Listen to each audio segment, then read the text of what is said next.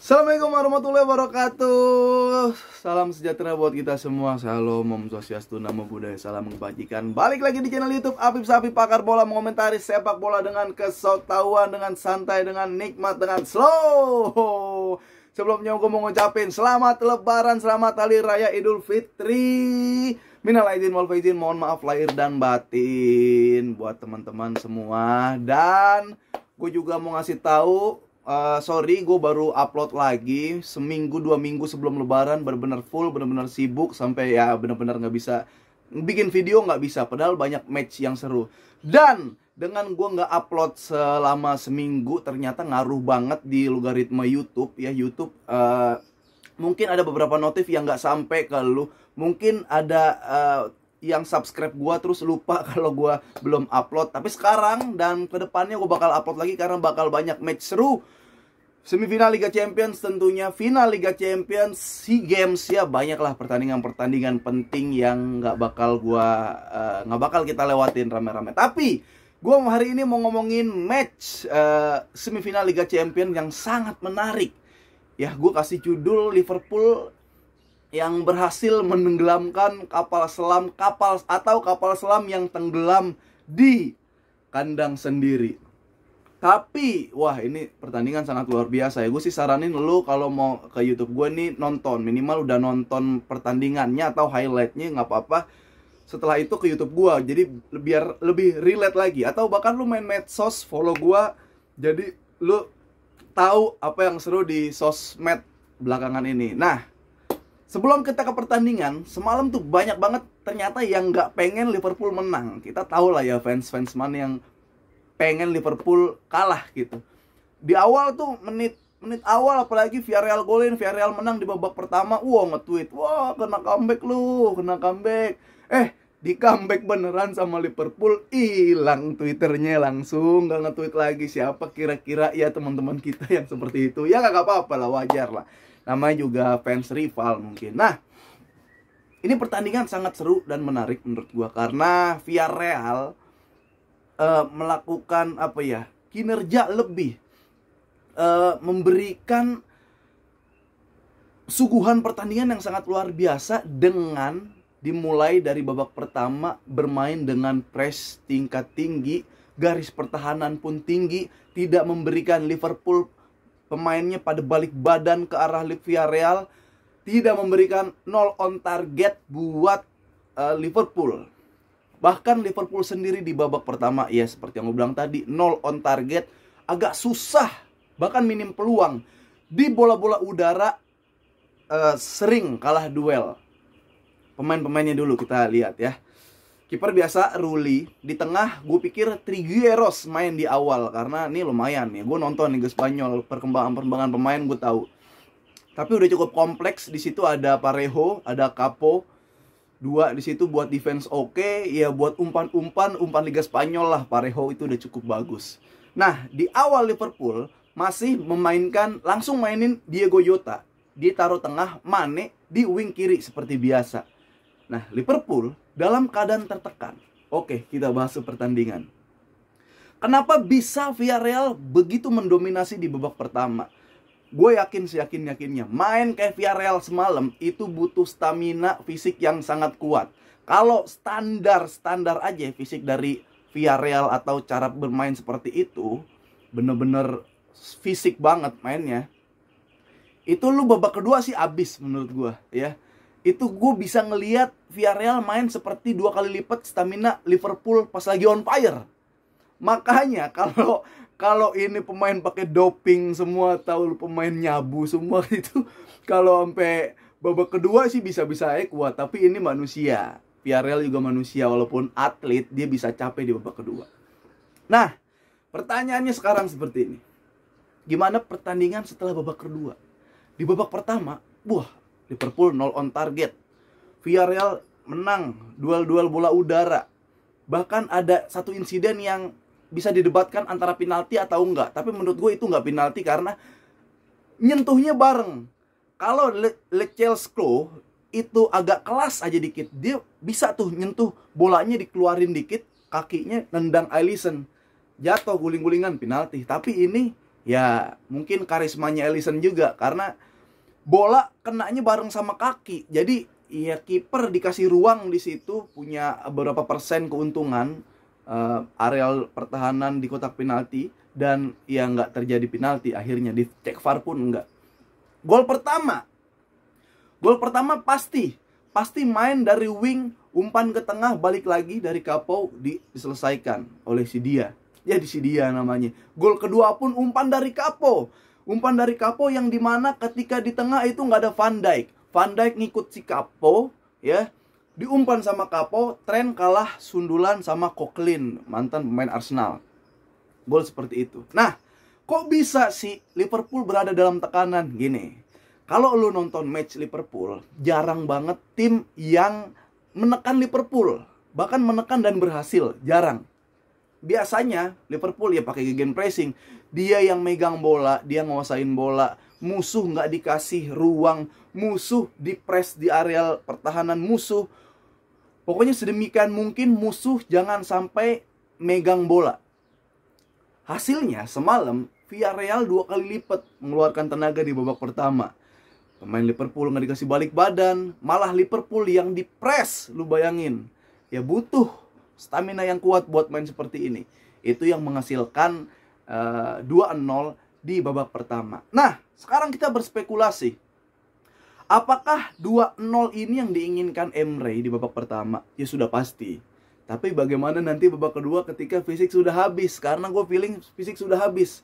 Ternyata Emre memang, ini sepertinya memang niat Emre ini. Kalau ada yang bilang kenapa Emre mengendurkan serangan, ya pertama fisiknya udah habis. Tapi bisa jadi kalau Emre memang maunya juga tetap nyerang kayak babak pertama, tapi gara-gara fisik habis, mau nggak mau ya Villarreal bertahan. Karena tapi gue lebih bilang Emre ini memang sengaja bertahan karena 2 gol udah cukup. Ya udah, sekarang kita tahan aja sampai penalti juga udah oke. Karena apa? Dia menyimpan Chukwueze yang mainnya larinya kenceng, yang golin lawan Bayern Munchen, yang sewaktu-waktu bisa cetak gol di pertandingan penting. Nah, ya gue jadi mikir Emre juga udah tahu ini 2-0 udah oke. Babak kedua pemain kecapean, ya udah lu turun aja ke belakang, gue masukin Chukwueze buat counter attack. Dia juga udah nganggap, oh pemain gue fisiknya lemah, sekarang saatnya Liverpool yang menguasain bola. Tapi ya ekspektasi di babak pertama Emre kalah ya dengan ekspektasi di babak kedua Liverpool. Jadi gini, ya udah 2-0 udah aman sesuai ekspektasi. Di babak kedua Emre udah punya ekspektasi untuk bertahan, Liverpool nggak bisa golin. Syukur-syukur Chukwueze masuk, jadi golin jadi 3. Bisa kayak gitu. Atau penalti pun perpanjangan waktu nggak apa-apa. Itu yang terjadi. Tapi ya sosok Diego Jota, sosok Luis Diaz ini benar-benar memberikan warna yang beda. Ya, sering gua kemarin sempat debat tentang Mane ini udah cocok belum sih main di striker, apa masih tetap di wing. Gue ngelihat Mane 2 tahun belakangan, 3 tahun belakangan buat main di wing tuh oke, larinya kenceng. Cuman dia sekarang udah yang lari udah nggak terlalu mau lari, tapi tetap kenceng dia larinya, cuma agak males dikit taruh di tengah. Udah gitu masuk Luis Diaz. Kita anggaplah ya di sebelah kanan itu Salah ketutup banget sama Estupiñán. Salah tuh udah dikantongin lah sama Estupiñán. Gimana cara nyerang? Ya udah masukin Luis Diaz. Luis Diaz main, wah ini ya lo kalau ngelihat backgroundnya Luis Diaz, orang dari kampung, bener-bener kampung, yang bisa main bola, jago main bola, ngerti sepak bola, bener-bener ditekunin, jadinya kayak sekarang. Ketemu Klopp, jadinya kayak sekarang. Nah, udah kayak gitu, tren juga baru kelihatan di babak kedua. Nah, ini nih, pinter, gue bilang Klopp bener-bener sangat jeli, pelatih yang sangat jeli. Bahkan pemain Liverpool, ya udah pemain yang berkelas ketemu pelatih yang berkelas, ya udah lu nggak bisa ngasih selah sedikit ruang pun buat Liverpool. Lu lihat golnya babak pertama, Salah itu di marking abis-abisan sama Estupiñán, lari kemana-mana, nggak lewat-lewat Salah. Gue bisa bilang nggak lewat-lewat Salah sama Estupiñán. Tapi ada momen di golnya Fabinho, ya, Trent masuk ke dalam, di Trent overlap, Salah ini agak narik si Estupiñán. set narik Estupian, Estupian ngikut. Nah ini nih gilanya Liverpool nih, ada satu ruang kosong, ada satu pos yang kosong itu bisa dimanfaatin. Salah masuk ke dalam, Estupian dari babak pertama sampai terjadinya gol ini itu nggak pernah ninggalin pos. Kalau Salah pergi kemanapun, dia jadi false kemanapun, Estupian tetap di pos. Gunanya apa ya? Biar sini nggak kosong. Tapi saat ada peluang yang dikit, ketika Salah mundur ke belakang dikit, Estupian ngikut, zat, Fabinho masuk, zat. Jadinya apa? Ruang yang ditinggalkan oleh Estupian kosong, Fabinho masuk, shooting. Walaupun shootingnya ke arah tengah dari Rulli, yang harusnya bisa diblok, tapi iya mau nggak mau itu bola kenceng dan masuk ke kolong, akhirnya terciptanya gol. Nah, itu satu kejelian dari Klopp dan kepekaan para pemain menurut gua. Oke, kita bahas gol kedua. Gol kedua, ya, gol kedua ini gua bukan mau compare. Lu sering nggak ngelihat Barcelona golin umpan Alves ke David Villa, umpan Alves ke Messi, umpan Alves ke Jordi Alba, ke striker Barcelona, ke Suarez, atau umpan-umpan Cancelo, ini si Klopp ini selain menerapkan gegenpressing, dia juga menerapkan bagaimana caranya menciptakan peluang ketika musuh udah di belakang semua. Itulah bola-bola melintir ke arah gawang sehingga Luis Diaz masuk. Ini yang dilakukan kalau ada 2 rangkem jaring yang berjejer di pertahanan. Biasanya kan kalau udah parkir, kita anggaplah parkir si babak kedua, si dipaksa parkir mungkin lebih tepatnya Villarreal. Ada 4 berjejer gini karena main 4-4-2, tapi bola dari sini langsung dipelintir sehingga enak banget diselesaikan oleh Luis Diaz. Itu lagi-lagi kejelian Klopp, bagaimana cara membuat peluang di saat musuh parkir dan kepekaan pemain, bagaimana caranya, istilahnya gimana cara prakteknya. Kloppnya ngasih teori, dipraktekin sama si pemain-pemain. Kalau gue bilang 2-0 sih udah selesai. 2-2 udah selesai. Karena jumlah agregat jadi 4-2. Tapi ya udah, Liverpool masih menunjukkan ya udah, gue Liverpool, gue adalah tim yang cocok dan ideal buat masuk final Liga Champions. Nggak berhenti di situ, masukin pemain-pemain baru. Milner masuk, Henderson masuk. Ya ini pemain-pemain yang pengalaman, walaupun ya Hendo ya gitu-gitu aja mainnya, tapi untuk menjaga ketenangan, menjaga keamanan udah oke lah. Henderson, Milner masuk dan ya udah, pertandingan selesai. 2-0 2-2 sebenarnya udah selesai itu. Tapi ya udah, kesalahan Rulli, berkali-kali dia melakukan kesalahan, akhirnya harus dibayar dengan gol oleh Mane. Dan ya udah, dengan skor 5-2 ini Liverpool berhasil lolos ke Liga Champions. Itu yang gue mau kasih tahu. Kan tebak-tebakannya adalah apakah di babak kedua ini Emre sengaja mengundurkan serangan dan menganggap 2-0 ini hal yang cukup gitu kan.